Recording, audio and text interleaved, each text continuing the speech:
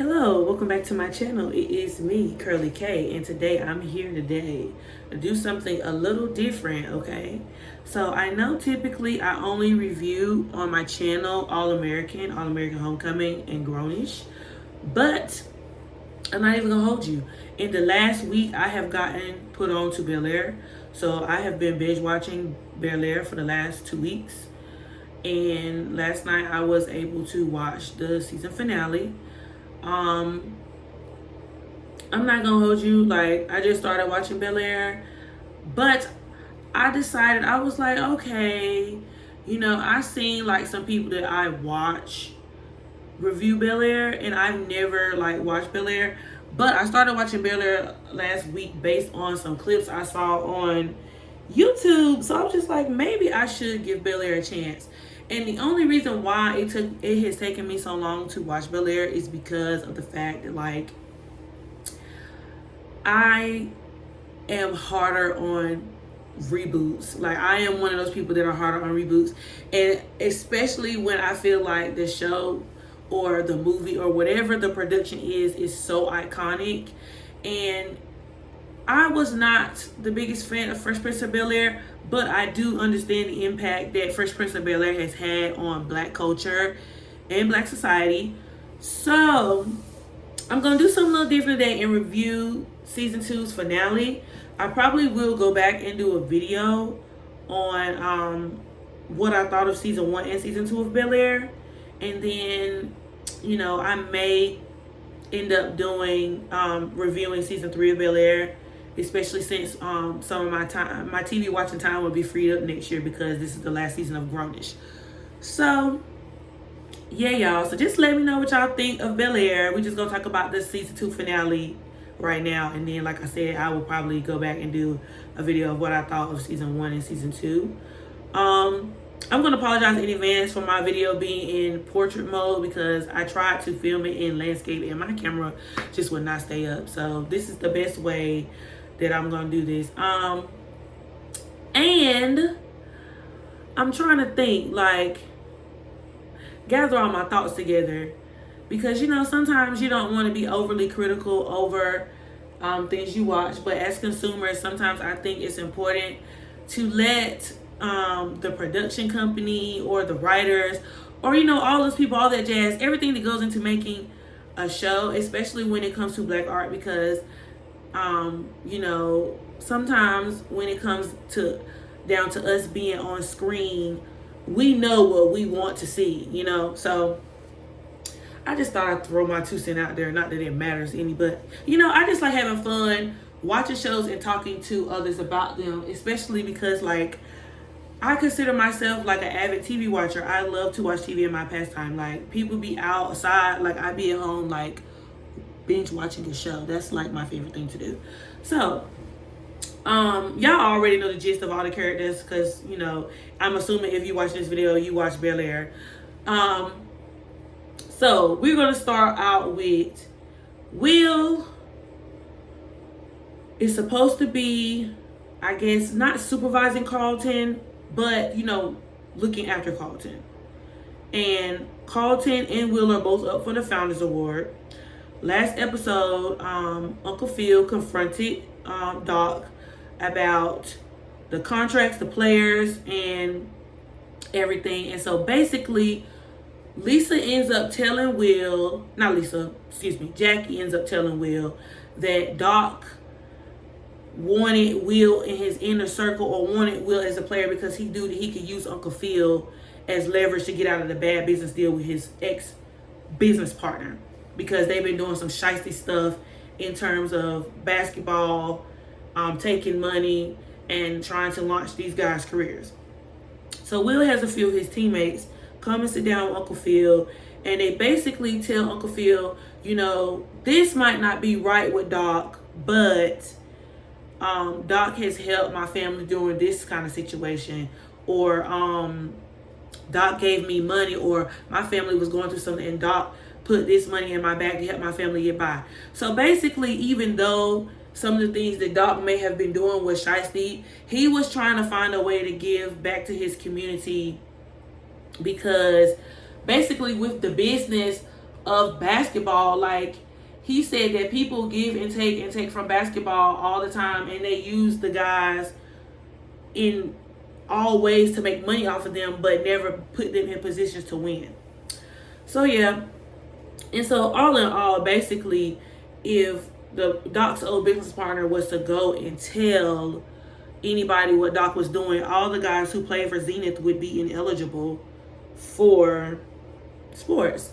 So at this point, Will is mad at everybody. Will is questioning Lou. So I think Lou made his appearance. Will's father made his appearance in season 1. We haven't heard anything else about Lou or seen Lou since season 1. So Will is questioning everybody's loyalty to him. He said he keeps putting his faith into everybody, but then it just seems like everybody keeps letting him down. At one point, Will didn't trust Uncle Phil. At one point, Will didn't trust Aunt Viv. Will definitely didn't trust Colton. And then he felt like since Doc was from the hood, Doc would kind of understand, you know, the grind that Will is trying to make in order to make a future for himself. But now Doc ended up being shiesty in his eyes. So now he's just mad at the world. He went back to Venice Beach. He out there with Jazz. The dynamic with Will and Jazz is so different compared to, I think, the original series. So I have to get that out of my mind because honestly, I can't even tell you how Will even met Jazz on the original show. But at this point, Will has developed a relationship with Jazz. Jazz was the first person that Will met when he got to LA. So Will is at Venice Beach. He's playing against these basketball players. You know, he talking crazy on the court. He about to get jumped. I mean, he about to get beat up. He about to get into a whole altercation. Jazz intervenes. He's like, man, we don't want no smoke. You know what I'm saying? Like, we just trying to. He asked Will what he doing. Will was like, I don't need no daddy. He walk off from Jazz. So Will got attitude. So Will sitting on the beach. And the crazy thing is, while Will is in his weakest moment, his most vulnerable moment, who does he call? Lisa. Which I'm like, I thought y'all said y'all was giving each other distance because y'all was like, oh, I can't do this. It's too much. And, you know, we have not been in Bel-Air long. It's probably just like, because I think around this time, it's like spring. It's almost about to be summer vacation. So Will has been in Bel-Air probably almost a year at this point. And Lisa and Will have had this very energy drawing, like this very intense. It started off as a relationship, but they didn't really get to date that long because of Will's past coming out. So it's just like, it's a very like deep, passionate, like, and you can tell. And for Jabari Banks, for this to be his first role, he nails it. Like, I'm not even gonna hold you. Like, he nailed. That boy can drop a tear on cue. Let me tell you something. He even had the Viola snot nose run while he was crying this episode. I was like, you better get your Viola cry on, Jabari. But anyway, so yeah, Aunt Viv is still pursuing the old Aunt Viv's job. Aunt Viv number 3 is pursuing Aunt Viv number 2's job on this show as art director. And basically she has to confront Aunt Viv number 2 because she was offered her job, but she's just like, you've been making everything hard for me. You know, I'm trying to elevate in this space. I'm trying to get myself back out there. You've been making it hard for me. You've been giving me all these hard assignments. And so now, Aunt Viv number 3 just basically wants to carve her own path. But with all this pressure that she's feeling, she's not feeling that support from Uncle Phil. Okay, as we know, Uncle Phil made some kind of deal with Aunt Viv number 3's line sister from the past. They had an entanglement in the past. It ain't the best idea to be working with her, but Aunt Viv has had a conversation with this lady, so Aunt Viv feels okay, and Aunt Viv knows like pretty much the game that Uncle Phil got to play in order to get where he want to be at. So she was you know, supportive of whatever decision he wanted to make, even though, you know, the roles did kind of reverse because Uncle Phil was not trusting Michael Ealy's character last season. He thought that Aunt Viv, you know, was an entanglement situation going on, and it wasn't.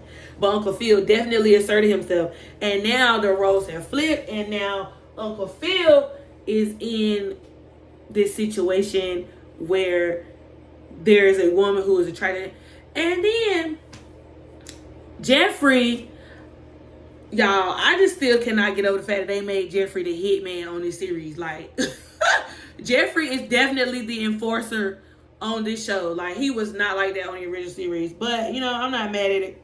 So, Jeffrey, speaking of Jeffrey be decked out. Jeffrey always, there ain't been no outfit Jeffrey had on that didn't miss. Okay? Like, I'm telling you, the creative director or the wardrobe stylist on this series, top tier. Like, it's giving, like, Black Panther level of creation. But anyway, so Jeffrey is always with Uncle Phil. He like Uncle Phil Ace Boone, you know what I'm saying? And so he telling Uncle Phil, you sure about this, Phil? Phil. Are you sure that this is something that you want to put yourself in? Uncle Phil said he know what he doing. When that lady hugged Uncle Phil, that lady is on the prowl, okay? She is in heat. She is giving Uncle Phil all kinds of pheromones, okay? She put it out there. And I'm like, ma'am, that lady used to be your line sister and your best friend, and you still trying to make a pass at her man? No, ma'am, baby. Uncle Phil, this is not Uncle Phil. No. This is not what you need to be doing, Uncle Phil. You need to leave. Jeffrey was like, the lease ain't signed yet. We don't got to do this. So, Uncle Phil was like, no, we're not going to do that. This is not what we're here for. This is business, ma'am. So Jeffrey hands Uncle Phil like a white cloth to wipe his mouth. I'm like, oh no. Uncle Phil.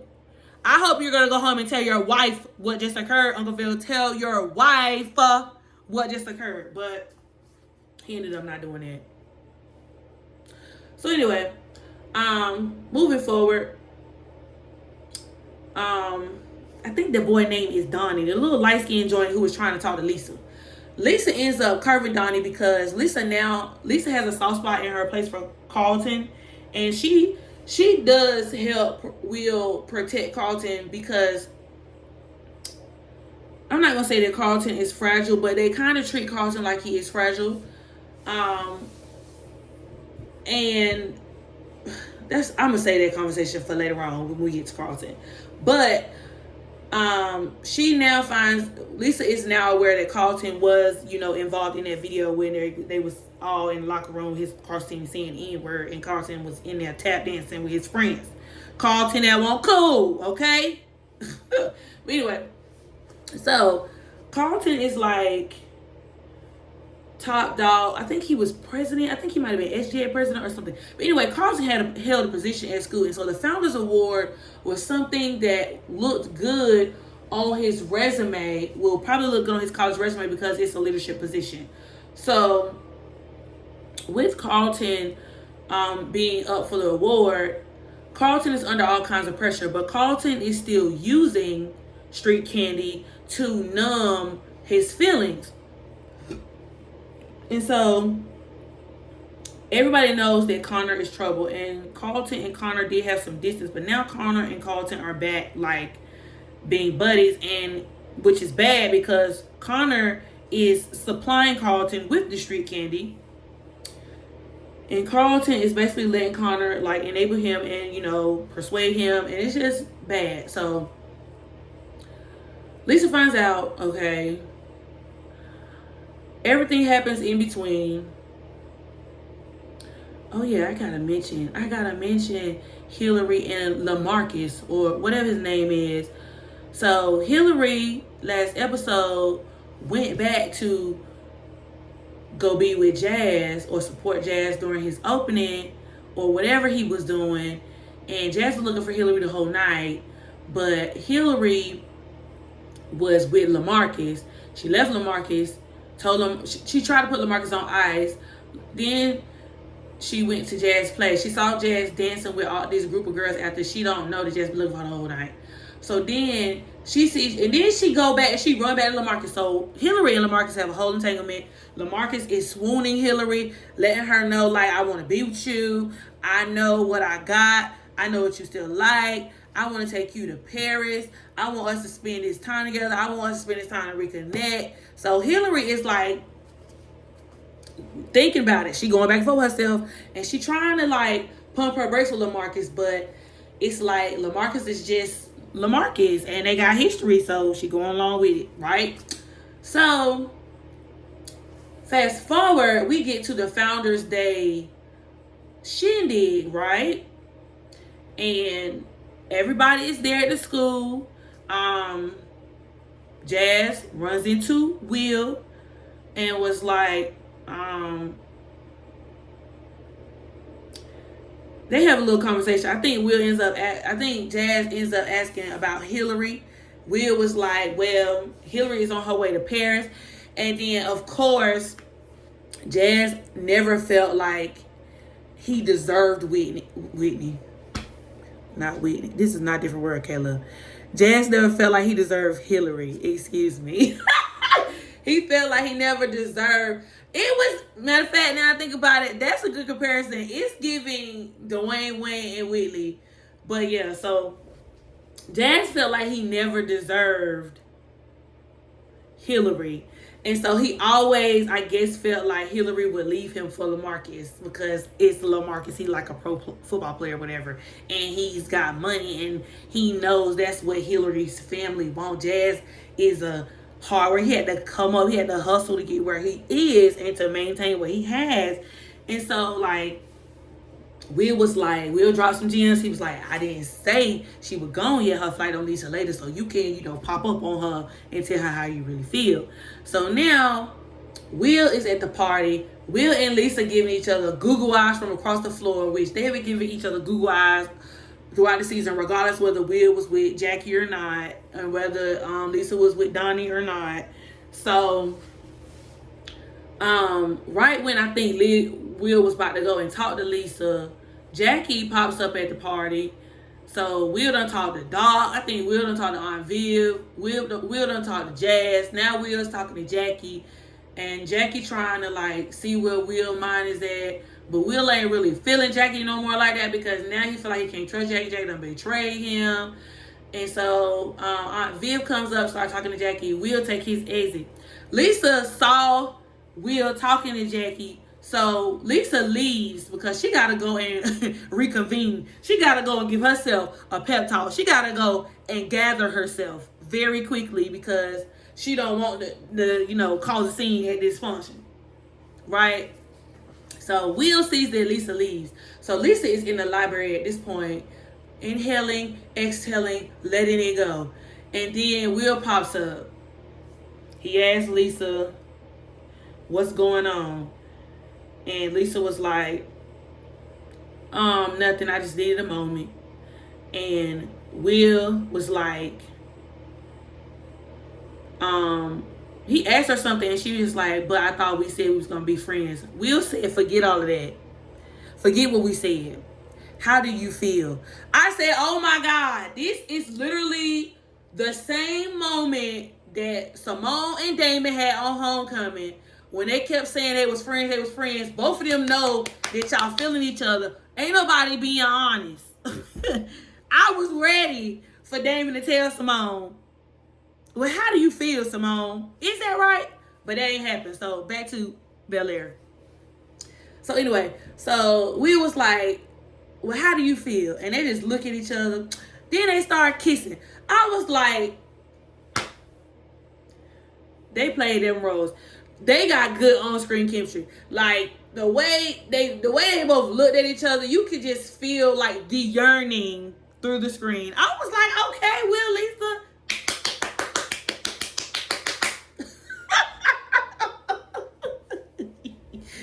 But anyway, so then we go to Colton. Colton is in the hallway doing a line of street candy, booger sugar, and we like, okay, Carlton is out here in the hallway. Somebody bound to see Carlton. Here I am thinking it was going to be Will or Jeffrey. I was hoping that it was Jeffrey. It's Ashley. This is after Ashley done gave Carlton and Will these handwritten notes, you know, talking about her adoration toward the both of them because, you know, she loves them as her big brothers, how they mean so much to her, all of this. Ashley adoration for Carlton is shattered because now she know the truth. So now he yanked Ashley up. I'm like, oh no, Carlton, you have lost your mind. And it's funny because last night I was on Twitter just looking at like what people were saying. And I saw Ollie, which is the dude who played Carlton, and he was just saying how thankful he was, and he came ready to piss us off in season 3. And I was like, I'm glad you know your character pissed all us off because you have been pissing me off since I started watching this show last week. For a whole 2 weeks, you've been pissing me off. I was like, I kept telling my husband, I was like, I do not remember Carlton pissing me off this much when I watched Bel-Air. I don't remember Carlton being this much of a hater. Like, anyway. Fast forward. Carlton wins the award and is giving his speech. Everybody stands up but Ashley. I'm thinking somebody gonna be like, Ashley girl, what's up? Jeffrey is reading the room. He like, something has gone on. What is happening? What is happening? So then Carlton goes up there and starts thanking everybody for his award. And he giving a speech. Then all of a sudden, he stopped. I'm like, oh my God, Carlton is finna have a panic attack right here in front of all these people. After he done begged his mom and daddy to take him off that medicine, he finna real have a panic attack right here. The exact opposite. Carlton tells the whole school that he was on the booger sugar. I'm like, oh no. Carlton, you are one of few of the POC at the school. And Colton, you know, like, you are black in an elite space and you just aired out your dirty laundry like that in front of all of these people of the other persuasion. Carlton, no. So I'm like, Aunt Viv, Uncle Phil, are you not embarrassed? Are you not embarrassed? I'm embarrassed. I'm like, Carlton, this was not the time, the place, or the venue for this. Carlton aired it all out. I'm like, okay. I can see you giving everybody a speech about your situation with your mental health. But mental health and then you on drugs, Carlton? Oh my God. Carlton. So when we get home, Viv is like, oh my God, let's just talk about this. Let's just talk about this as a family. This is not the time for us to go. Uncle Phil is fuming. Rightfully so. I thought Uncle Phil was going to yank Carlton up. I was like, Carlton.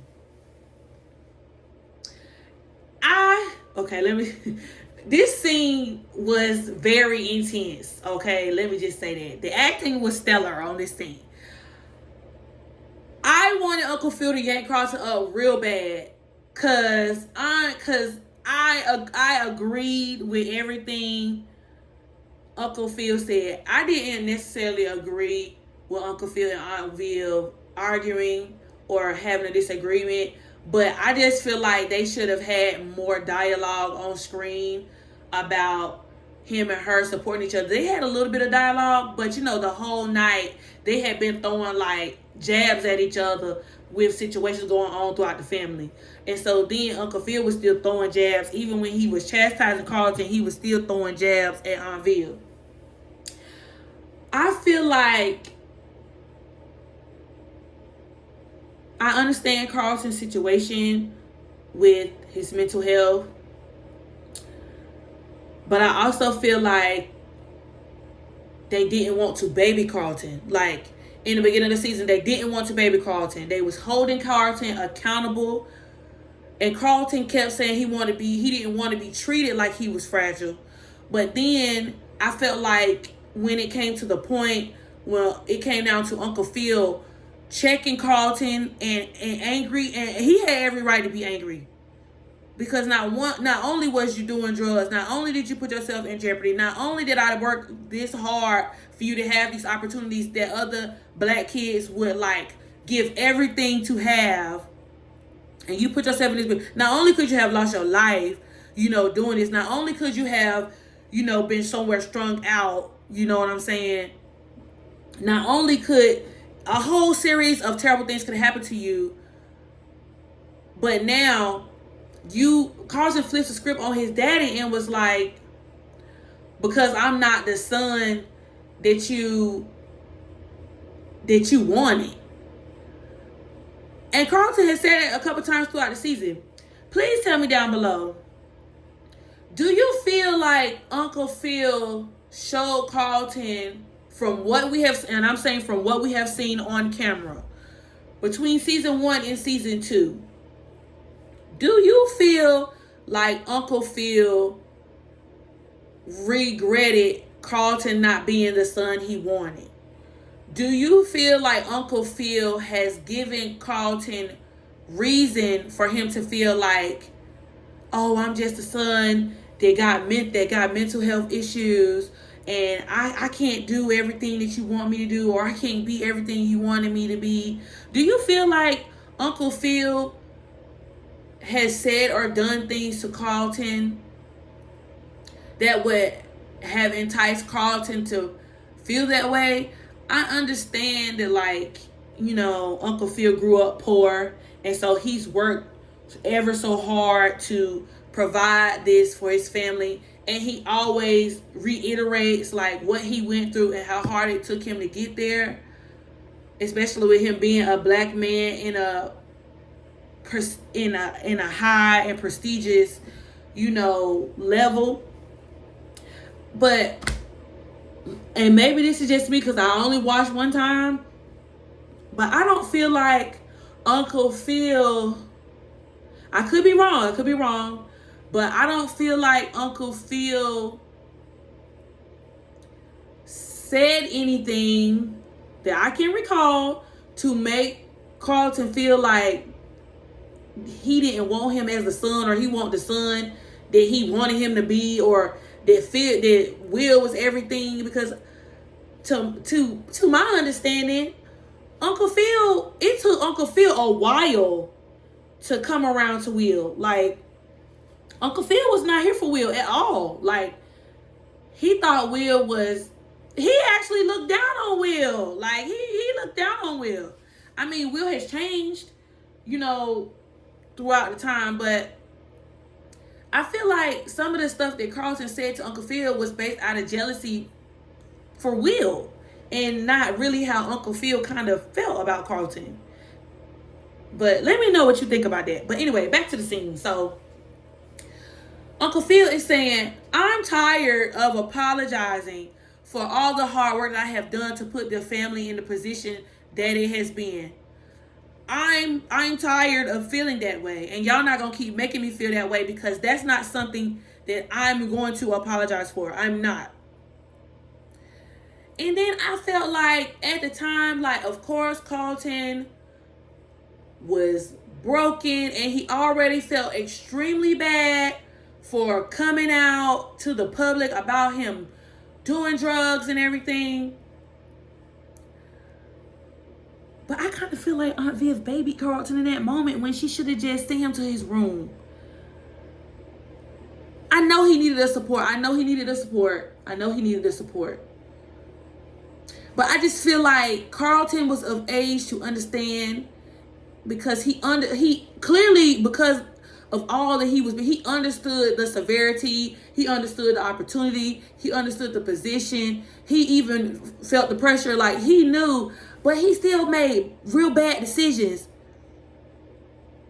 And I felt like Aunt Viv was more than lenient throughout that whole period. Even the whole thing with Connor. Like, she knew Carlton was lying. She knew Connor was lying. But she just slid. Like, that. I felt like Aunt Viv. Come on, girl. That was the one thing. That was the one time not spare a rod.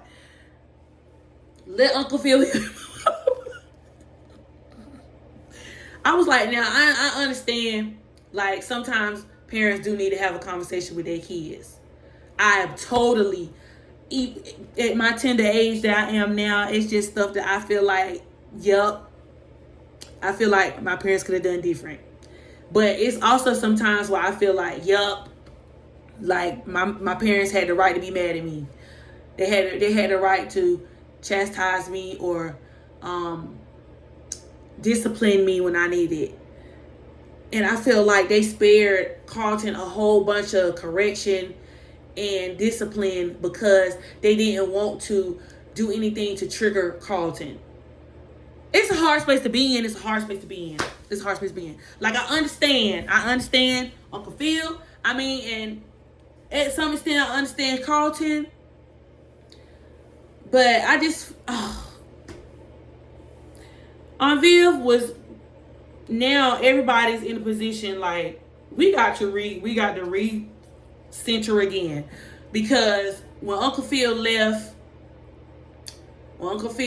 decided to drop out of the race for DA, he was like, I'm going to focus more on my family. I'm going to be here to support my wife. There was a restructuring and a recentering. Now I feel like they got to restructure and recenter again because now the family got to be there for Carlton to make sure Carlton have what he need. And at this point, Carlton, Jeffrey ain't gonna trust you. It's gonna be a tracker on your phone. It's gonna be a tracker on your watch. It's gonna be a tracker on your car. Jeffrey is gonna have eyes. He's gonna put a hidden camera in your car. Jeffrey is gonna have eyes on you at all times. You ain't gonna be able to do nothing. But yeah. But let me say this. Oh, last but not least, I hope I covered everything good because I'm at a 10 to 32 minutes. But okay. 2 more things and I'm going to wrap this up. Jazz gets to Hillary's house. Hillary was not expecting Jazz. Hillary discloses to Jazz, like, I felt low. I didn't get out of bed for days. I didn't answer the phone. I was hurt. And she let Jazz know that. She was like, I was hurt. So I don't know the time frame in between Jazz party and the influencer party where she was with LaMarcus, and all this time she had time to get with LaMarcus. But I'm like, wow. This is all I wanted between Hillary and Jazz, because I kind of felt like Hillary and Jazz did not have an honest conversation with each other. And so everything just kind of like spiraled. Like they broke up, Jazz walked away from her, and that was just that. Like, Jazz ain't text her, call her, none of that. And both of them was kind of like they was both in this space of like, what's up? Like, what we doing? But for Jazz to go back to Hillary and tell Hillary that he loved her and, you know, I'm going to be here. Hillary was kind of in a tough decision, like, I don't know. Like, I don't know if I'm willing to do all that right now with you. And Jazz kisses her, and he's crying. And she's sitting there, like, bewildered. And I was like, dang. So she go off to Paris. And so then the episode ends with Summertime playing in the background, and Will trying to see what he gonna do in Bel-Air for the summer.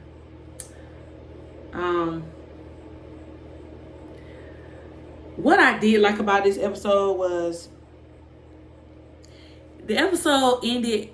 It didn't end happily, but it didn't end on a cliffhanger, and I like that, because sometimes, and I was pissed at All American for doing this, leaving us on that doggone cliffhanger, and I'm just like, no, absolutely not.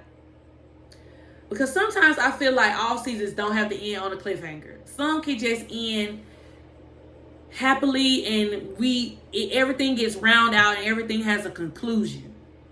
and then we start the next season off crazy. That's what that's what I like. I don't like to be left in limbo for months. So it would be something for for Bel-Air to go off and leave us in limbo for a whole year, even though I don't think like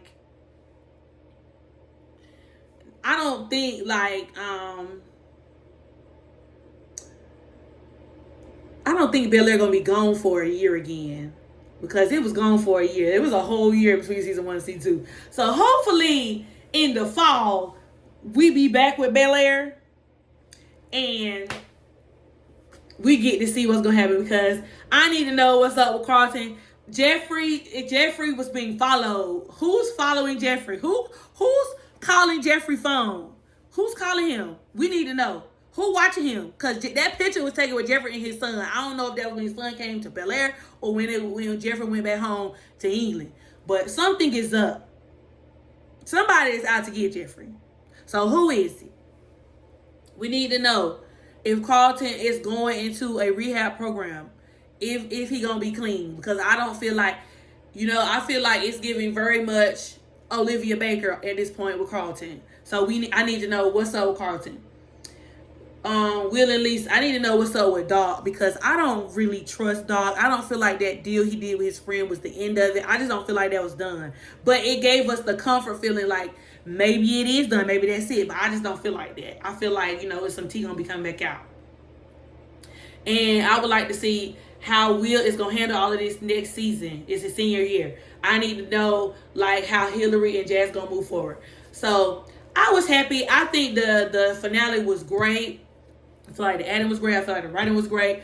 But I'm going to give you all of my commentary on how I felt about season 1 and season 2 in the next video. So stay tuned. Like, comment, and subscribe. Don't forget to stay tuned. If you're into All American and Homecoming, I have a playlist for you. If you're into Grownish, I have playlists for you. If you're into hair content, because I dabble a little bit in hair, there's content for you. So check out my other videos and stay tuned. I'll have more videos. Deuces.